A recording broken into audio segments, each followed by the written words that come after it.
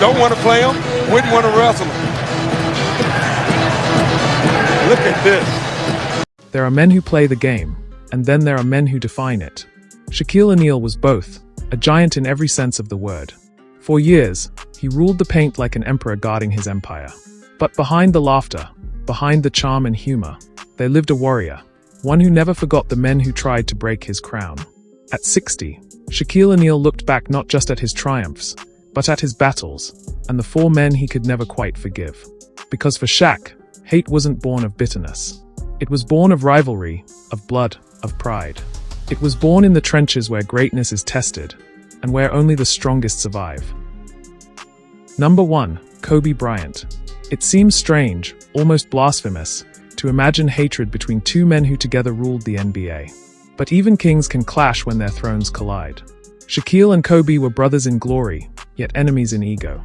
Together they brought 3 championships to Los Angeles, their names echoing through history. But behind the banners, tension simmered like a storm no one could control. Kobe was relentless, obsessed with perfection. Shaq was dominant, born to destroy. When Kobe demanded more discipline, Shaq saw it as disrespect. When Shaq coasted through the regular season, Kobe saw it as betrayal. Their locker room became a battlefield, their interviews, weapons. Shaq once said, "It was like having a little brother who just wouldn't stop." And Kobe once answered, "If I had Shaq's size, I'd have 12 rings." That rivalry burned them both. They fought in practice, they traded insults in the media, they made teammates choose sides. And yet, in that chaos, the Lakers became unstoppable. Their hatred forged an empire. But hate has a price. In 2004, it tore them apart. Shaq was traded to Miami. The dynasty was dead. Years later, they reconciled. But Shaq admitted that during those years, Kobe was the one opponent he truly hated. Not because of what Kobe did, but because Kobe was the mirror that reflected everything Shaq refused to confront: discipline, drive, and the will to suffer for greatness. Their war was not between 2 players, it was between 2 philosophers of power.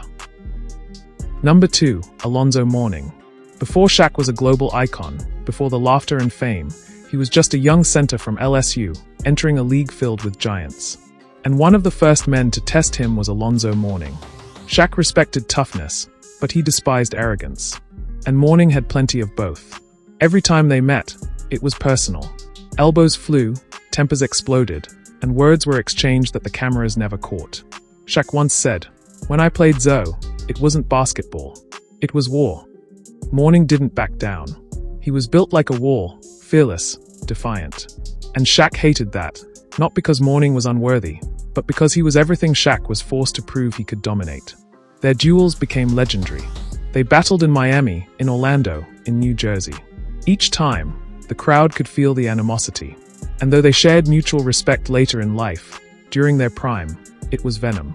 Shaq once joked on Inside the NBA that he had to break Zeto's spirit to remind him whose paint it was. But deep inside, that rivalry made him sharper, meaner, hungrier. Because for Shaq, hating Mourning wasn't personal, it was survival. In the jungle of big men, only one beast could roar the loudest. And Shaq made sure it was him. Number 3. David Robinson.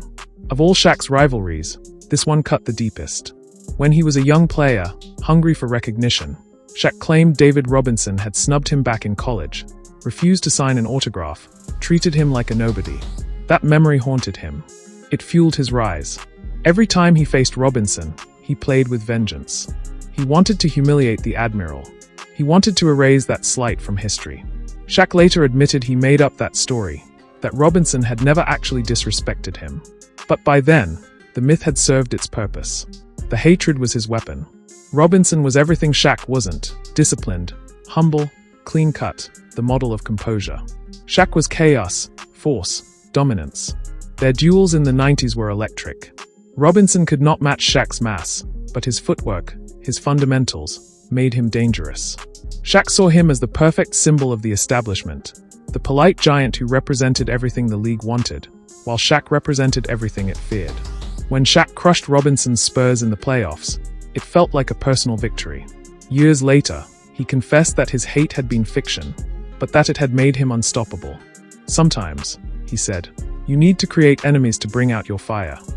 In truth, Robinson never hated Shaq. But Shaq's illusion of hatred was real enough to push him into immortality.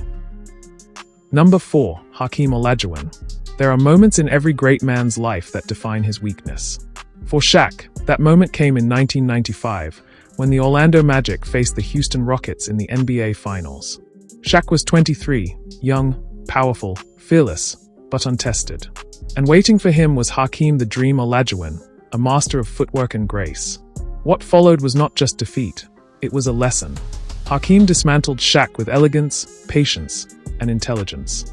Every spin move, every fadeaway, every step felt like poetry.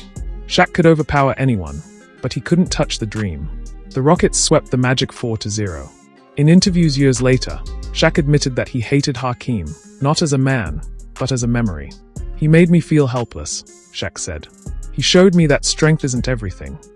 That finals became the crucible in which Shaq's future dominance was forged. He lifted weights harder, practiced footwork, studied tape for hours. He turned that humiliation into fuel. But that bitterness lingered. For years, fans compared them, Shaq's brute force against Hakeem's finesse. Shaq despised that comparison. He wanted to prove that raw power could outshine art. Yet deep down, he knew Hakeem had been the better man that year. Their rivalry ended with mutual respect. But in the private chambers of Shaq's heart, that loss burned forever, a wound disguised as admiration. He once said, "I don't hate anyone now. But back then, I needed it. Hate was my gasoline." At 60, when he looks back at those 5 names, Kobe Bryant, Alonzo Mourning, David Robinson, Hakeem Olajuwon, he doesn't see enemies. He sees milestones. Each one pushed him toward greatness, forced him to evolve, taught him who he was.